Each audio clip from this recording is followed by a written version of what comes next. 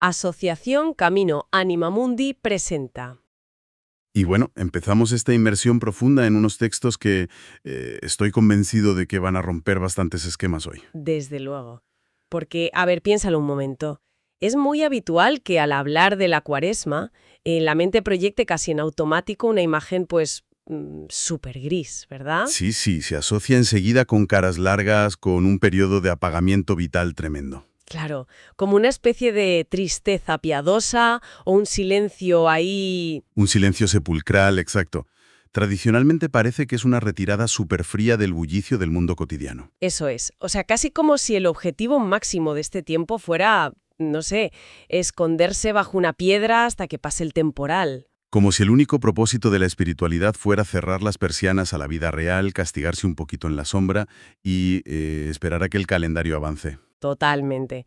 Pero fíjate, al meternos de lleno en las fuentes y documentos de nuestra conversación de hoy, nos topamos con una tesis central que hace saltar por los aires todos esos prejuicios. Es un giro radical, ¿sí? Los textos nos plantean que la Cuaresma es, en realidad, un proceso vivo, un proceso vibrante, dramático y profundamente humano de transformación interior. Las fuentes lo definen con un término que me encanta. Lo llaman una crisis fecunda. Una crisis fecunda. Es decir, ese instante preciso, que suele ser caótico, en el que una vida que estaba demasiado estabilizada empieza a ser abierta, a veces casi a la fuerza, por la irrupción de Dios. Y es justo en esa ruptura, en ese caos necesario, donde radica la misión de nuestro análisis exhaustivo de hoy. Cuéntanos, ¿hacia dónde vamos a apuntar? Pues el objetivo es desgranar un modelo espiritual fascinante que, curiosamente, aparece oculto a simple vista a lo largo de todos los textos bíblicos. Vamos a trazar el mapa de este viaje transformador. Un viaje que las fuentes codifican con números. Exactamente. El paso del número 4 al 5 y finalmente a la culminación en el 6. La intención es comprender a fondo cómo funciona la mecánica de esta dinámica, por qué es biológica y espiritualmente necesaria y cómo resuena con la experiencia humana. Bueno, pues vamos a ir paso a paso, que hay mucha tela que cortar, porque para asimilar la magnitud de esta transformación, primero hay que situarse en la casilla de salida, digamos. Hay que entender el tiempo que requiere este proceso. Eso es. Y todo empieza con la propia raíz de la palabra. El término cuaresma proviene del latín cuadragésima. Que hace referencia directa a los 40 días. Y aquí, ojo, hay que hacer una aclaración vital. En el lenguaje bíblico y simbólico, el número 40 jamás actúa como una simple métrica matemática. No es un dato cronológico frío, vaya. ¿Qué va? ¿Qué va? No se trata de ir tachando casillas en un almanaque. El 40 representa un tiempo de gestación. Igual que un embarazo humano ronda las 40 semanas, este número indica una maduración. Y por lo que hemos leído, suele ser una maduración bastante dolorosa. Muy dolorosa. Es ese tránsito incómodo y oscuro donde la piel vieja ya no sirve, te aprieta, pero resulta que la piel nueva todavía no ha terminado de formarse. Ostras, es como habitar una sala de espera existencial donde reina la incertidumbre absoluta, ¿no? Tal cual. Pensemos en los ejemplos clásicos que estructuran esta idea. Los 40 días del diluvio universal no fueron un castigo arbitrario, porque sí. Fueron un tiempo de gestación. Exacto. El tiempo necesario para que pudiera emerger un mundo lavado y nuevo. O los 40 años que pasa el pueblo de Israel vagando por la dureza del desierto. Se dice pronto, 40 años. Fue un periodo indispensable para que una multitud que tenía la mentalidad totalmente atrofiada de un esclavo pudiera desaprender la sumisión y convertirse de verdad en un pueblo libre. Y lo mismo ocurre en el Nuevo Testamento con Jesús, ¿verdad? Sí, los 40 días de Jesús en el desierto antes de iniciar su ministerio público, o los 40 días que pasa el profeta Elías caminando exhausto, al límite de sus fuerzas, hacia el monte Horeb. Justo cuando su antigua imagen de profeta todopoderoso se había hecho añicos. Eso es. Pero claro, detrás de ese proceso de 40, detrás de esa gestación, tiene que haber un punto de partida material. Una base que necesita ser transformada, claro. Y es ahí donde las fuentes nos introducen el concepto del 4, lo que denominan la vida instalada. El número 4 en la escritura funciona como la representación geométrica y simbólica de la estructura sólida del mundo material. A ver, explícanos esto un poco más. Pues son los 4 puntos cardinales que orientan los 4 vientos, los 4 seres vivientes que sostienen el trono en el Apocalipsis. O sea, el 4 es la realidad ya armada y consolidada. La zona conocida, la rutina segura, lo predecible. Exacto. Si lo imaginamos de forma visual, es la casa con los 4 muros bien levantados y un techo firme. En términos bíblicos, Egipto era un 4 perfecto para el pueblo de Israel. Claro, eran esclavos y sufrían muchísimo, sí, pero el sistema funcionaba a la perfección. Sabían exactamente qué iban a comer al día siguiente, la cuota de ladrillos que debían entregar. No había sorpresas. Nazaret, en los 30 años ocultos antes de que Jesús comenzara a predicar, era un 4 de manual. O la vida predecible y rutinaria de Noé, antes de escuchar la absurda orden de construir un arca gigante en tierra firme. Era un 4 enorme. Y fíjate en la conexión tan profunda que tiene esto con la psicología humana cotidiana. Es que lo estaba pensando ahora mismo. El 4 es la analogía perfecta de nuestra tendencia natural a construir rutinas implacables, a buscar seguridades blindadas por todos lados. Totalmente. Una hipoteca pagada, un trabajo estable que no te exige demasiado, un círculo social definido donde nadie discute jamás. O unas vacaciones programadas al milímetro. Es una forma de vivir que funciona de maravilla, otorga una paz innegable y reduce la ansiedad a cero. Sí, pero el problema es el riesgo enorme de que esa estructura se petrifique. Cuando los 4 muros se cierran sobre sí mismos de manera hermética, lo que antes era un refugio calientito se convierte en una prisión. Una prisión muy cómoda, pero prisión al fin y al cabo. Un búnker donde todo está tan sumamente controlado que ya no entra aire fresco, ni imprevistos, ni crecimiento real. Y esa es precisamente la trampa de la comodidad instalada. El sistema cerrado es súper eficiente para sobrevivir, pero asfixia por completo el despliegue de una vida con propósito. Genera una tensión insostenible en el interior de la persona. Lo cual nos empuja directo hacia la gran paradoja de toda esta historia. Si el 4 es tan cómodo, tan cálido y te protege tan bien de la intemperie, pues ¿por qué salir de ahí? Claro, porque iba alguien a querer dinamitar algo que en apariencia funciona a la perfección. Es contraintuitivo. Lo es. Pero sucede porque en el fondo de la naturaleza humana reside una semilla que no tolera el encierro permanente.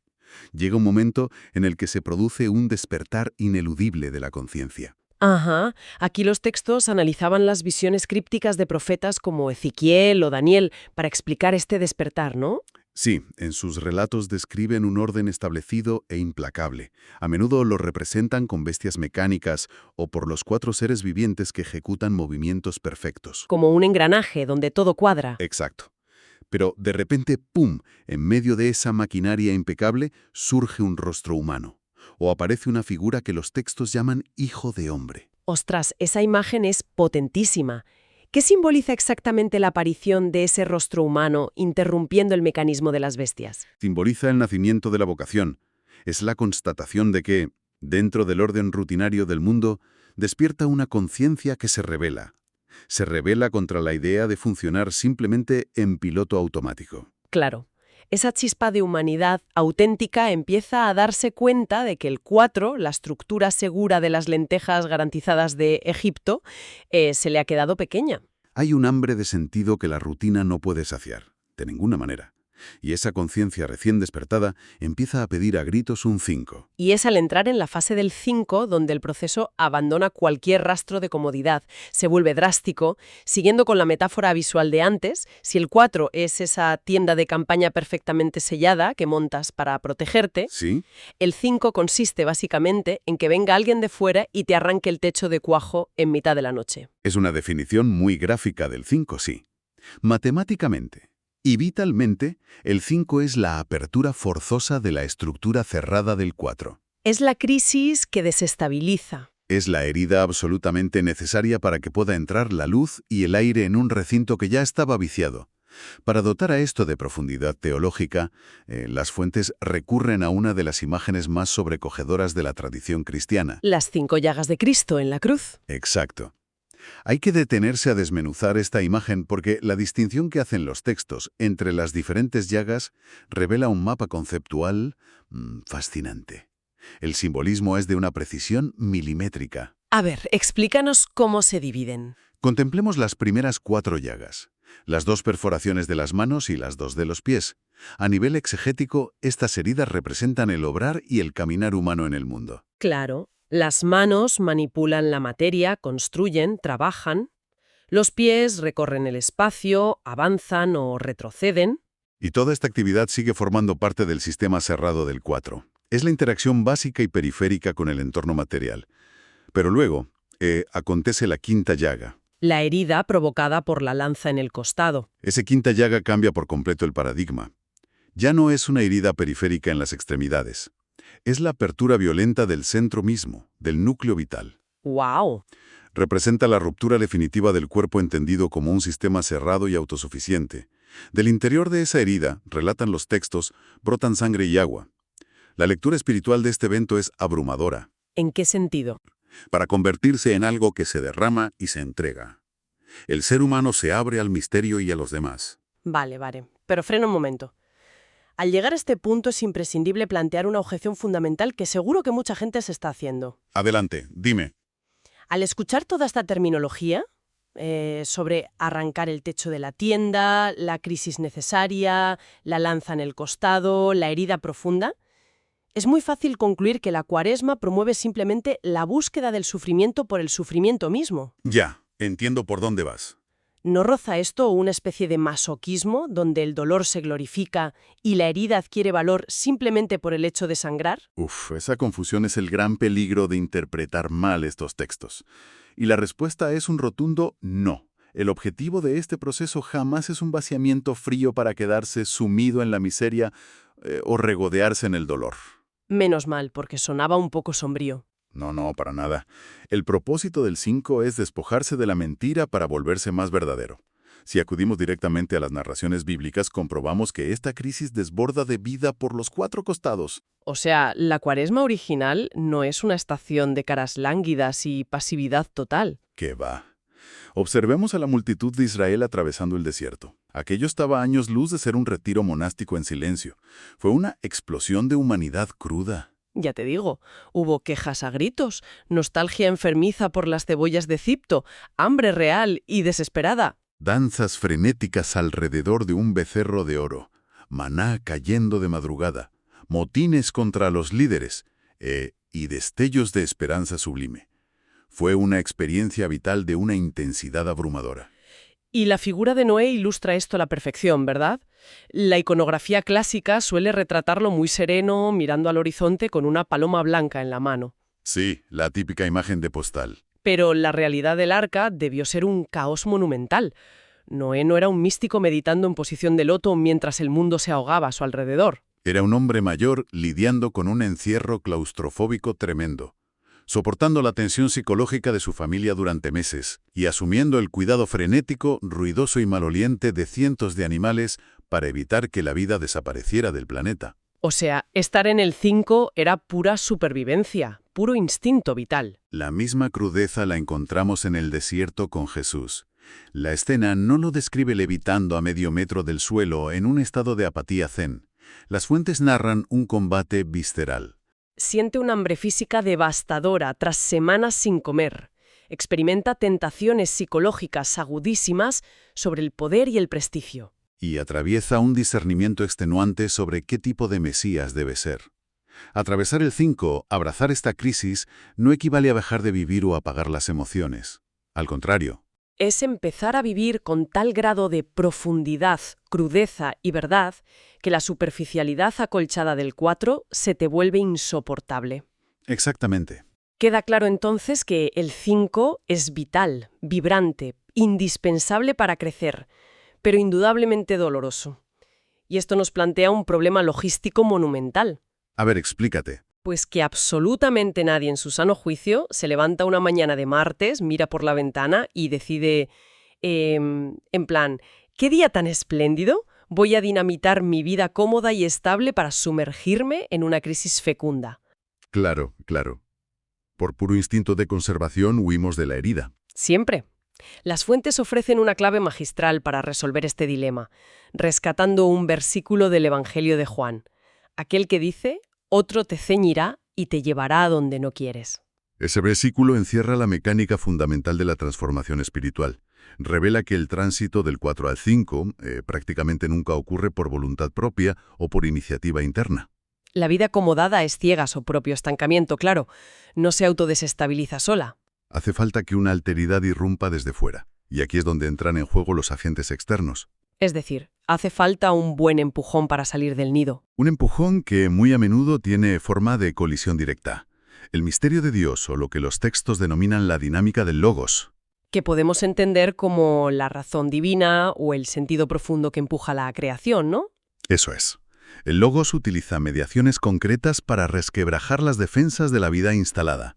Y el análisis de las fuentes nos deja una clasificación fascinante de estos agentes externos, divididos en 3 tipologías claras. Vamos con la primera, comenzando por los mediadores luminosos. Estos mediadores luminosos serían los cooperadores conscientes, figuras que actúan a favor del desarrollo espiritual sabiendo que forman parte de un engranaje mayor, cumplen la función de canalizar la voluntad del logos de forma directa. El paradigma de esto sería Moisés, obligando a un pueblo temeroso a dejar la seguridad de la esclavitud en Egipto para meterse en el desierto. O el profeta Samuel interrumpiendo la vida tranquila de David, que estaba pastoreando ovejas en el olvido del campo, para ungirlo con aceite y arrojarlo al caos de la corte real. Un ejemplo bellísimo es el ángel que despierta a Elías bajo la retama. Ah, sí. Elías estaba deprimido, exhausto y solo quería dormir y morir, totalmente anclado en su fracaso. Y el ángel no le da palmaditas en la espalda para consolarlo. Le da de comer y le empuja a caminar otros 40 días por el desierto abrasador. Ejerce como la fuerza externa que lo arrastra, a su pesar, hacia su verdadero cinco en la montaña. La segunda categoría introduce un matiz mucho más complejo y bastante más cercano a la vida diaria. Son los mediadores ambiguos. Personajes que no tienen la más mínima intención de provocar un despertar espiritual en nadie. Carecen por completo de motivaciones elevadas. Operan desde el cálculo político, la cobardía, la envidia o la inercia institucional, vamos. Hablamos de Pilato lavándose las manos por pura conveniencia. De los hermanos de José que lo venden como esclavo por una envidia fratricida tremenda. O del soldado romano que, aburrido tras horas de guardia, clava la lanza en el costado de Cristo para certificar la muerte. Sus acciones son súper mundanas o directamente mezquinas. Sin embargo, y aquí reside la grandeza del modelo, la dinámica del logos tiene la capacidad de asumir y transfigurar esa acción ambigua. El soldado romano no busca liberar la gracia divina, solo cumple el protocolo militar. Pero su acto mecánico acaba siendo el instrumento exacto, la mediación indispensable para que se produzca la apertura definitiva del costado. Exacto. Lo que nos lleva a la tercera categoría, que tiene tela. Es la más difícil de digerir. Los mediadores adversos. Aquí ya no hay ambigüedad ninguna, hay hostilidad declarada, oposición directa y malintencionada. La serpiente introduciendo el caos en el jardín, o el tentador intentando corromper a Jesús en el desierto. Hay un pasaje en los documentos que ilustra esto de una forma genial, que es el enfrentamiento entre David y Goliat. ¡Ay, sí! Subrayaban el detalle de las 5 piedras lisas que recoge David del torrente. Porque, fíjate qué simbólico. Goliat representa al adversario puro, a la fuerza destructiva que quiere aniquilar. No busca educar ni purificar a nadie.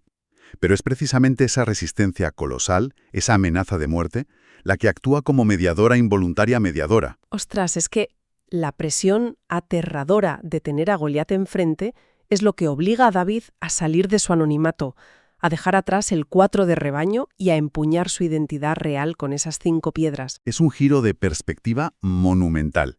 Enseña que la oposición brutal y despiadada puede convertirse en la plataforma perfecta para la revelación del ser. El diablo en el desierto no persigue que Jesús madure o alcance la iluminación, busca destruirlo. Pero al someterlo a una presión extrema, lo empuja a afinar su voluntad. Termina cristalizando y manifestando la identidad inquebrantable de Cristo. El mal contra su propia voluntad termina sirviendo al propósito del logos. Así es. Y si trasladamos estas categorías de mediadores a la biografía de cualquier persona de a pie, nos damos cuenta de que no suelen llevar túnicas, ni espadas, ni corazas de bronce. Estos agentes externos se materializan como circunstancias que atropellan sin previo aviso en la cotidianidad. Eventos que rompen tus esquemas, sí. Puede ser una enfermedad fulminante, un despido injusto y humillante, la traición de una persona de confianza o un jefe insoportable que hace la vida imposible. Son eventos incontrolables que introducen una fisura irreparable en la seguridad que tanto costó construir. Son el ariete que derriba la puerta de nuestro 4. Y esto desemboca en la gran encrucijada filosófica y existencial de todo este planteamiento. Porque, a ver, si asumimos que la vida instalada siempre será interrumpida, que cualquier circunstancia, incluso una crisis ciega, un enemigo declarado, puede causar la herida que nos arrastra al desierto del 5, la pregunta ineludible es, ¿dónde reside entonces el verdadero valor de este proceso? ¿Qué es lo que determina el éxito o el fracaso de la transformación? Y aquí es donde las fuentes entregan la clave de bóveda de todo el edificio espiritual. La lección más contraintuitiva de todas. No importa en lo más mínimo quién o qué provoca la crisis. El evento externo es totalmente secundario. ¿En serio? Lo única y exclusivamente decisivo es cómo se atraviesa esa herida. Exacto. ¿Cómo se procesa ese golpe en relación al logos, al sentido profundo de la existencia y a Dios? El agente desencadenante puede ser ciego, injusto o estar cargado de malicia. Puede no tener ningún atisbo de logos. Pero el sufrimiento solo engendra vida nueva si quien lo padece logra responder desde el logos. Todo el peso del éxito recae en la postura interior que se adopta ante la intemperie del 5. El modelo supremo para entender esta postura, según los documentos, es Jesús, precisamente porque su biografía concentra el impacto de los 3 tipos de agentes externos. Es una síntesis alucinante. Al repasar los evangelios, vemos cómo Jesús es impulsado al desierto por la fuerza del Espíritu Santo, un claro mediador luminoso. Una vez sumergido en ese entorno hostil, es asediado por el diablo, el mediador adverso por excelencia. Y el final de su trayectoria, clavado en la cruz, sufre la agresión del soldado romano, el mediador inconsciente y ambiguo. Soporta la embestida de todas las categorías posibles de irrupción externa, pero la fertilidad de su legado no se deriva de las intenciones de quienes le empujan o le hieren.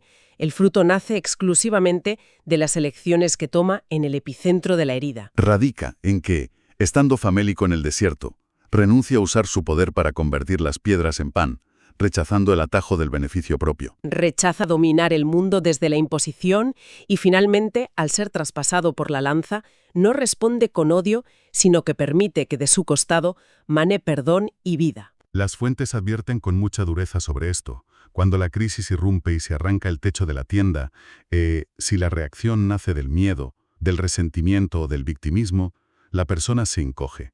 Se amarga, retrocede desesperadamente y trata de reconstruir los muros del 4. Se queda atascada en el dolor y la amargura. Pero si el golpe se recibe desde una apertura radical, confiando en el logos subyacente, se logra atravesar la densidad del 5. Y es vital comprender que atravesar el 5 no es un ejercicio de resistencia pasiva para volver a quedar igual que antes.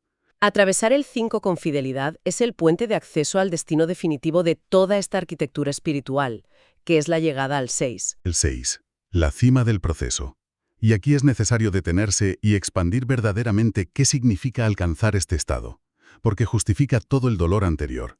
En el orden narrativo de la creación, del Génesis, el universo, los animales y los elementos se estructuran en los días previos. Pero es en el 6º día cuando el ser humano es creado a imagen y semejanza de Dios. Por tanto, simbólicamente el número 6 representa la humanidad madura, la humanidad en su estado de cumplimiento máximo.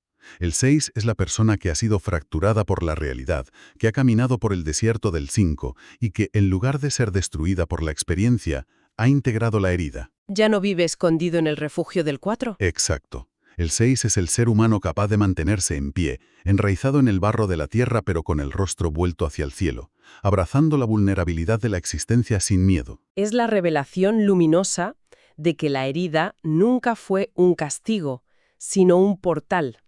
La intemperie no busca matar de frío, sino expandir los pulmones de verdad. Al contemplar los ejemplos bíblicos de quienes alcanzan el 6, vemos transformaciones radicales. Pensemos en Jesús, que no se queda a vivir en el desierto. Tras los 40 días de combate, emerge con una lucidez cortante, empoderado para iniciar una misión pública que cambiará la historia. O la inmensa purgada de Israel. Fueron necesarios 40 años de errancia para que, guiados finalmente por la visión audaz de los exploradores de Canaán, la nueva generación lograra cruzar el río Jordán. Dejando atrás definitivamente la mentalidad de esclavos y tomando posesión de una tierra prometida que exigía responsabilidad y madurez. Sí, las imágenes de este renacimiento son inagotables. Está el propio Noé, que tras meses de flotar en un encierro oscuro y asfixiante rodeado de muerte, asiste al descenso de las aguas. Al abrir la compuerta no encuentra el mundo que dejó atrás, sino una tierra purificada donde da el primer paso para plantar una viña, reiniciando el pulso de la civilización con un pacto nuevo. O el caso del profeta Elías, quizá el más humano de todos los relatos. Tras desmoronarse por completo, huir presa del pánico y desear su propia muerte, alcanza la cueva del monte Horeb. Allí, tras el viento, el terremoto y el fuego, descubre la presencia de Dios en una brisa suave y recibe una misión completamente renovada, una razón inédita para continuar viviendo. Estos relatos testifican de forma unánime que la fisura abierta por los agentes externos, por muy desgarradora que resulte en el momento, si se transita abrazando la dinámica del logos, se convierte inexorablemente en la cuna de una vida más ancha, más profunda y exponencialmente más libre. Bueno, para ir atando los cabos de este mapa inmenso que hemos desplegado hoy, merece la pena recapitular la esencia del viaje. Hemos desgranado cómo la Cuaresma, despojada de sus interpretaciones más lúgubres y moralistas, se revela como una tecnología de transformación espiritual de primer orden. No es un tiempo de apagamiento, sino el despertador que activa al Hijo de Hombre adormecido bajo las capas de nuestras estructuras más acomodadas. Es el acto valiente de permitir que la vida rutinaria sea desbordada. Significa consentir que la realidad, y en última instancia Dios, resquebraje el techo de nuestras certezas predecibles. Obligándonos a salir de la zona de confort para forjar personas más hondas, inmensamente vivas y preparadas para asumir misiones vitales de mayor envergadura. En el fondo, es el resumen de la maduración humana genuina. Es tener la audacia de reconocer el agotamiento del 4, la valentía indispensable para tolerar y atravesar la intemperie dolorosa del 5. Y la constancia para florecer en el 6, encarnando una humanidad renovada. Y fíjate, al conectar este intrincado modelo bíblico con el tejido de la cotidianidad actual, surge de forma natural un pensamiento provocativo a modo de conclusión. A ver, una última vuelta de tuerca. Consiste en hacer el ejercicio mental de mirar frente a esa circunstancia actual que genera tanta incomodidad. Ese giro argumental inesperado que acaba de echar por tierra planes cuidadosamente diseñados. O esa persona concreta que con su actitud está desestabilizando un equilibrio laboral o emocional que parecía inquebrantable. Se suele clasificar de inmediato como un obstáculo sin sentido o una desgracia que hay que eliminar. Pero, bajo la luz de lo que hemos explorado hoy, cabe plantearse lo siguiente. ¿Qué pasaría si esa molestia profunda no es un error del sistema, sino el mediador exacto, preciso y calibrado que hacía falta? Uf, qué enfoque. Ese agente necesario que, aunque duela en el orgullo o en la seguridad, está empujando de manera implacable hacia el 5, forzando el abandono de un caparazón que ya asfixiaba, para obligar a dar el paso hacia una versión de la propia humanidad muchísimo más plena, lúcida y verdadera. Ahí queda la reflexión para quienes nos acompañan hoy. Si deseas más información o comunicarte con la asociación Camino Anima Mundi, puedes escribir al correo quiero@caminoanimamundi.org.